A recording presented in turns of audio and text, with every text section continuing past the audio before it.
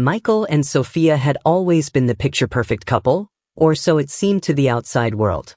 Married for 6 years, their lives had settled into a comfortable routine, filled with shared laughter, cozy nights, and the mundane yet reassuring rhythms of domesticity. That was until Sophia landed her new job.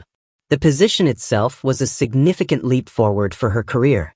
Michael had been proud, initially, watching her radiate confidence as she prepared for this next chapter. Yet, within weeks, something began to shift. It started subtly. Sophia, once attentive and affectionate, grew distant. The first sign was her late hours at the office.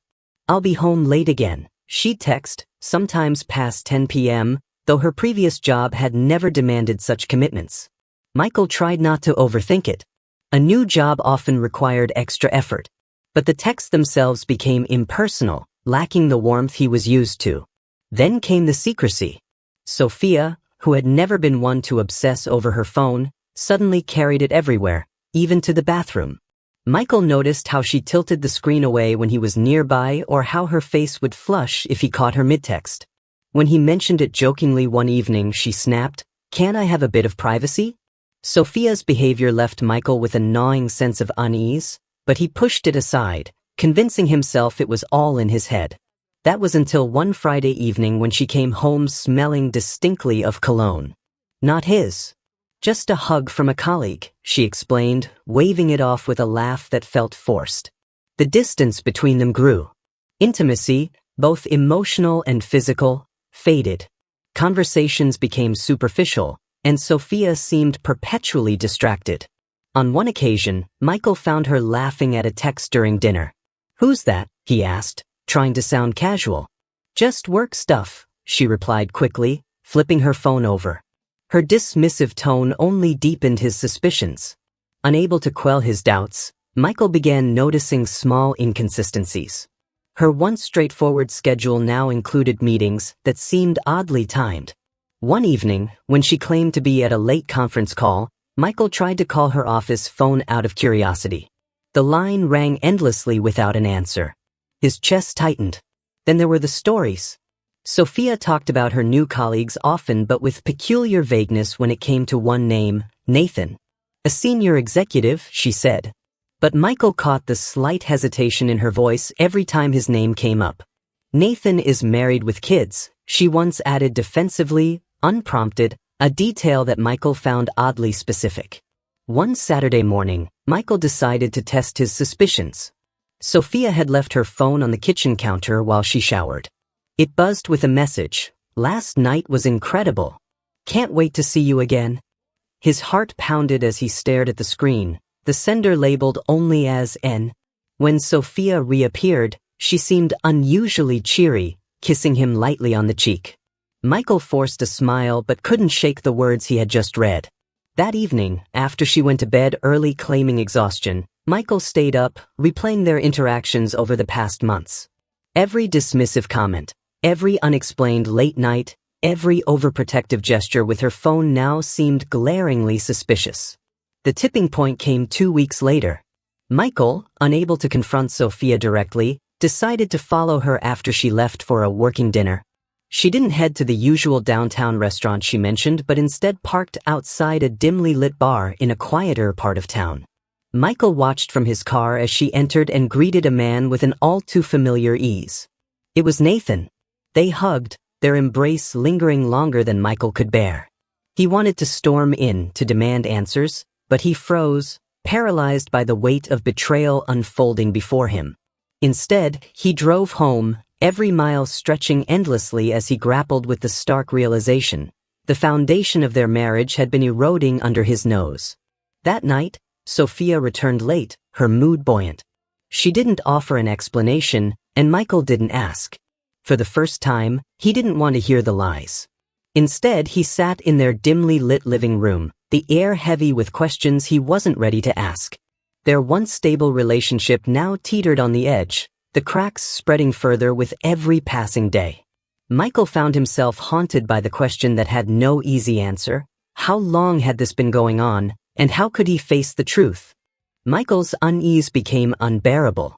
Sophia's late nights, guarded phone, and vague explanations had formed a pattern he couldn't ignore. One evening, while she showered, leaving her phone charging on the nightstand, Michael decided to put his doubts to rest. With his heart pounding, he picked up her phone, his hands trembling as he navigated to her messages.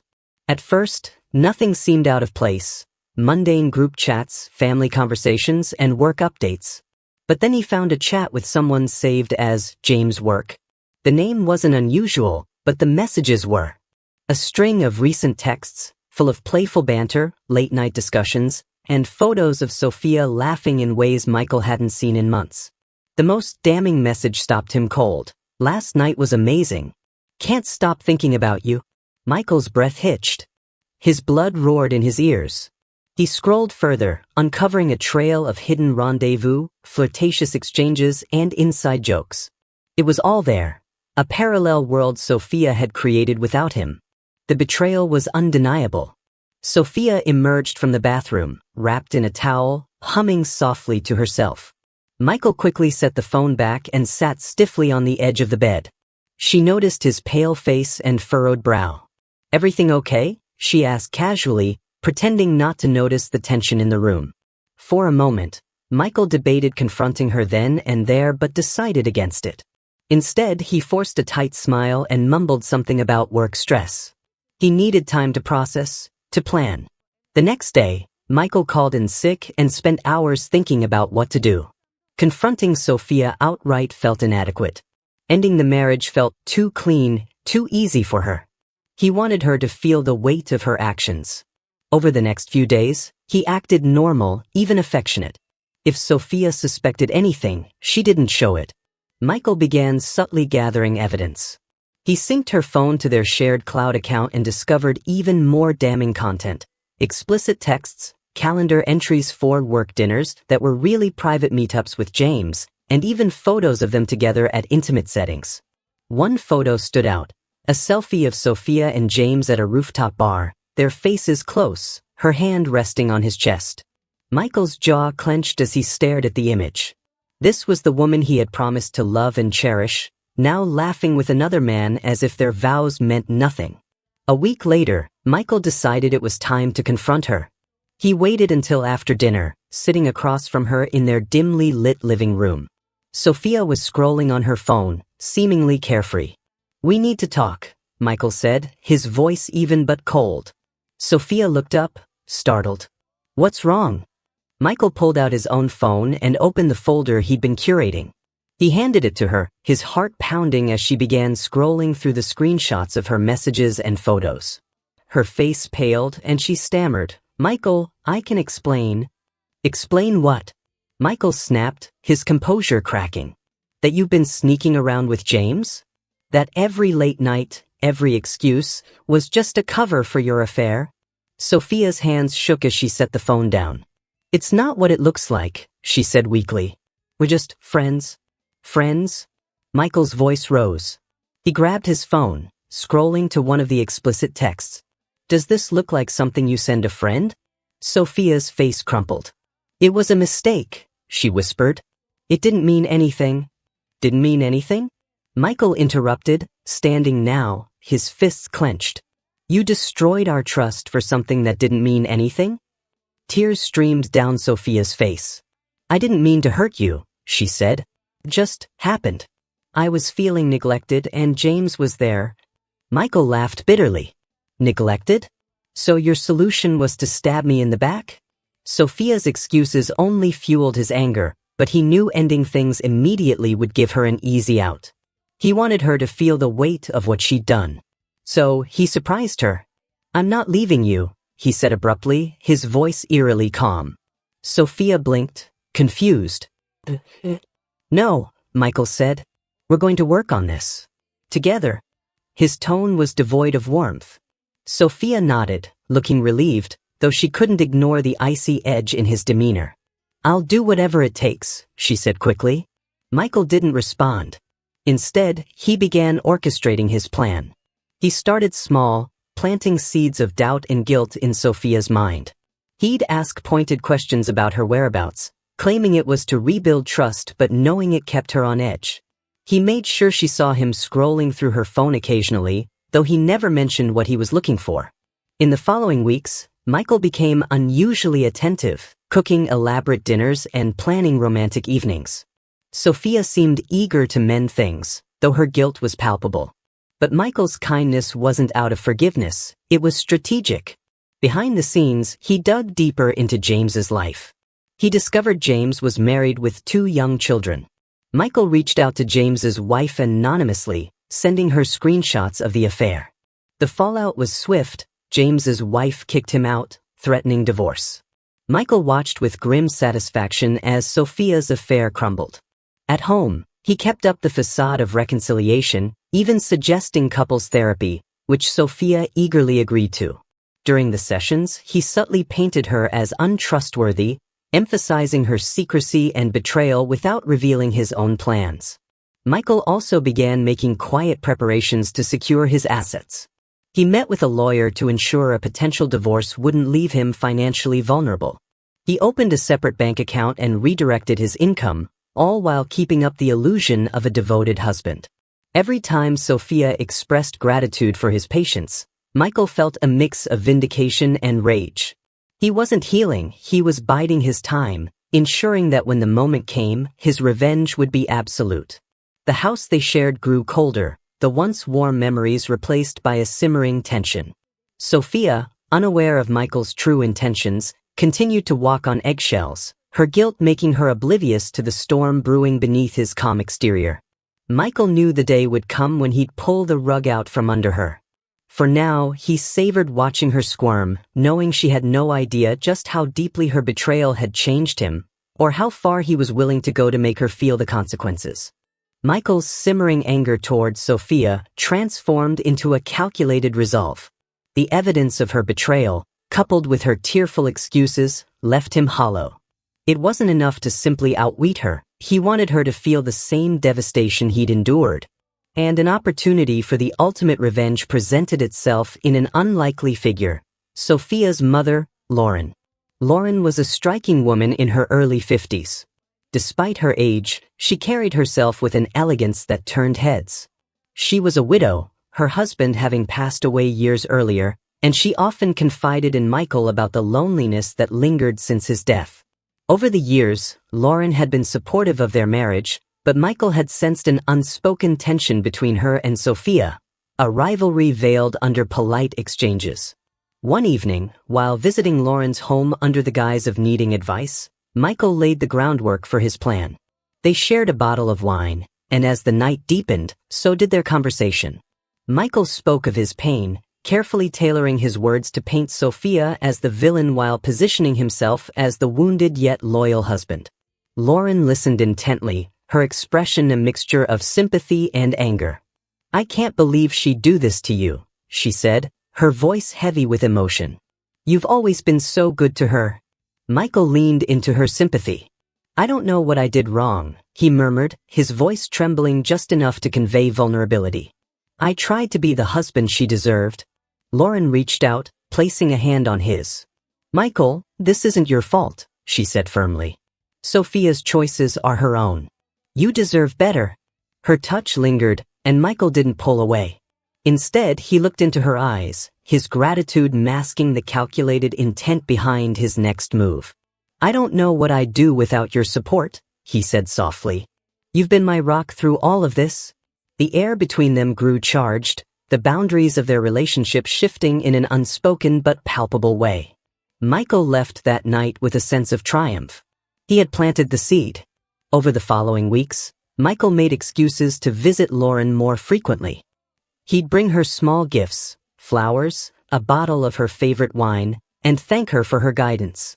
Each visit was marked by deeper conversations and subtle touches that gradually eroded the platonic nature of their bond. Lauren, starved for attention and flattered by Michael's charm, began to reciprocate. The turning point came on a rainy evening. Michael arrived at Lauren's house soaked from the storm, his shirt clinging to his body. Lauren greeted him with a warm towel and a concerned smile. As he dried himself off, their eyes met, and in that moment, the lines between them blurred completely. Michael kissed her. Lauren hesitated for a fraction of a second before kissing him back, the weight of their actions drowned out by the intensity of the moment. That night, they crossed a boundary that could never be undone. Their affair escalated quickly. What began as stolen kisses turned into clandestine meetings. Michael used every interaction to deepen Lauren's emotional reliance on him, showering her with affection while subtly stoking her resentment toward Sophia. He would share snippets of his supposed marital struggles, always highlighting Sophia's flaws and selfishness. Lauren, feeling both protective of Michael and validated in her own strained relationship with her daughter, fell deeper into his web. Michael's manipulation didn't stop there. He began orchestrating moments designed to unsettle Sophia. He'd mention Lauren in passing, dropping hints about their newfound closeness. "Your mother's been so kind to me lately," he'd say with a wistful smile. "She's really helped me see things clearly." Sophia, oblivious to the true nature of their relationship, seemed unbothered at first. But as Michael grew bolder, she started noticing the shifts. Lauren, who had always been a reserved presence in their lives, suddenly seemed more involved. She called Michael frequently, often inviting him over for dinner or asking for his help with trivial tasks. Sophia dismissed it as her mother's way of being supportive, never suspecting the betrayal brewing beneath the surface. Michael, however, wasn't content with mere secrecy. He wanted Sophia to know, on his terms. One evening, he arranged for a family dinner at Lauren's house. Sophia arrived to find Michael already there, helping Lauren set the table. The atmosphere was oddly intimate, filled with private jokes and lingering glances that Sophia couldn't quite place. Throughout the dinner, Michael and Lauren's interactions were just shy of inappropriate. A shared laugh here, a casual touch there, each moment calculated to chip away at Sophia's composure. By the end of the evening, Sophia's forced smile had slipped, replaced by a furrowed brow and darting eyes. Later that night, Sophia confronted Michael. "What's going on with you and my mother?" she demanded, her voice edged with suspicion. Michael met her gaze with feigned innocence. "What do you mean?" he asked calmly. "She's been helping me through a tough time. Isn't that what family does?" Sophia's eyes narrowed. "It feels like more than that." Michael shrugged, his tone deliberately dismissive. "Maybe you're just imagining things." But Sophia wasn't convinced, and that seed of doubt began to grow. Meanwhile, Michael intensified his relationship with Lauren, knowing it was only a matter of time before the truth came to light. The affair reached its climax during a weekend trip. Lauren had invited Michael to her lakeside cabin, a secluded spot where they could be alone. The trip was ostensibly to help Michael clear his head, but Sophia stumbled across their plans when she saw a text from Lauren on Michael's phone. "Can't wait to spend the weekend together. Love you." Sophia's world tilted as the pieces fell into place. Betrayal layered upon betrayal. Her husband wasn't just cheating, he was cheating with her mother. Michael returned from the cabin to find Sophia waiting for him, her face pale with fury. "How could you?" she screamed, throwing Lauren's text in his face. Michael didn't flinch. Instead, he looked her in the eye, his voice cold and steady. "How could I? How could you?" he retorted. "You destroyed our marriage first, Sophia. Maybe I just found comfort where it was actually offered." Sophia was speechless, her anger eclipsed by the weight of his words. Michael walked past her, a cruel smile tugging at his lips. His plan had worked. The woman who had betrayed him was now utterly humiliated, trapped in the web he had spun with meticulous care. Michael's anger burned hotter as Sophia's betrayal replayed in his mind, fueling his next steps. Confrontation and humiliation weren't enough. Michael wanted her life dismantled piece by piece. He turned his attention to their finances and Sophia's social standing, methodically crafting a plan to leave her with nothing. Michael began by gaining complete control over their shared finances. He'd always been the one to handle most of their financial affairs, a role Sophia had been content to leave to him. Using this trust, he discreetly transferred their joint savings into a private account. Over several weeks, he siphoned off thousands of dollars, leaving just enough behind to avoid immediate suspicion. Sophia, still reeling from the strain in their marriage, was too preoccupied to notice. Michael used her distraction to refinance the house in secret. He falsified her digital signature on the paperwork, leveraging their home's equity to pull out a substantial loan. The funds went directly into an offshore account under his name, shielded from Sophia's reach. Michael also meticulously ensured that Sophia's name was tied to as much debt as possible. He used her credit cards to make large purchases, including luxury items he quietly sold online, funneling the cash back into his secret account. He opened new credit lines in her name, maxing them out with seemingly legitimate expenses that would be impossible for her to dispute. By the time Sophia noticed the financial discrepancies, it would be too late. The social aspect of his revenge unfolded with equal precision. Michael started attending events and gatherings alone, using the opportunity to subtly spread rumors about Sophia. At first, he framed his words carefully, planting seeds of doubt in mutual friends' minds. "Sophia's been going through a rough patch," he'd say with a sigh. "She's been making some questionable choices." As whispers began to circulate, Michael became bolder. At a neighborhood barbecue, he let slip that Sophia had been unfaithful. "It's not something I like to talk about," he told a small group, his tone heavy with feigned reluctance. "But I think people deserve to know the truth." The revelation shocked their social circle. Sophia, once regarded as charming and dependable, now faced sidelong glances and hushed conversations. Michael's calculated remarks ensured she was the subject of gossip at every gathering. But the coup de grace came when Michael began hinting at his relationship with Lauren in public. At first, it was subtle, a shared glance, an inside joke exchanged at family events. Then he started showing up with Lauren at social functions, their closeness undeniable. When someone asked about their dynamic, Michael replied with a cryptic, "Lauren has been an incredible support through everything." The ambiguity was enough to spark further rumors. Sophia's world began to crumble. One afternoon, she overheard two acquaintances whispering about her at a local cafe. "Did you hear?" Her own mother and husband, one of them said, trailing off with a gasp. Sophia stormed out, her face flushed with humiliation. Determined to confront Michael, she demanded answers when he returned home that evening. "What are you telling people about me?" she shouted, her voice trembling. Michael's calm demeanor only infuriated her more. "The truth," he said evenly. "Something you've never been honest about?" Sophia's fury turned to desperation as she realized the extent of the damage.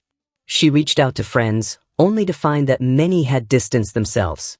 When she called her bank to address the mounting financial issues, she discovered her accounts had been drained, her credit maxed out.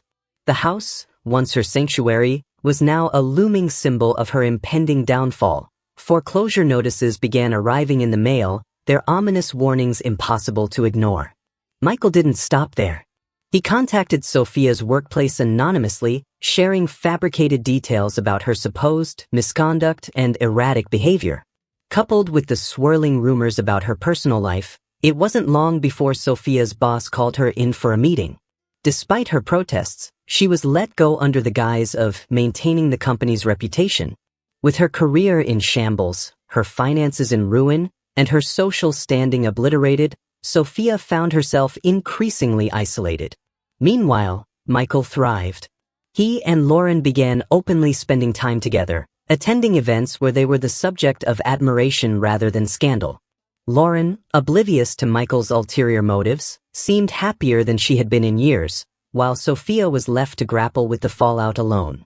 The final act of Michael's plan came during a charity gala. It was an event Sophia had always cherished, one she'd helped organize in the past. Michael arrived with Lauren on his arm, their entrance turning heads. He made a sizable donation in his and Lauren's names, ensuring their presence was noted by all.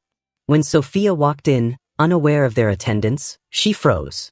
The room seemed to hush as she locked eyes with Michael and her mother, who stood side by side, laughing as if they were the perfect couple.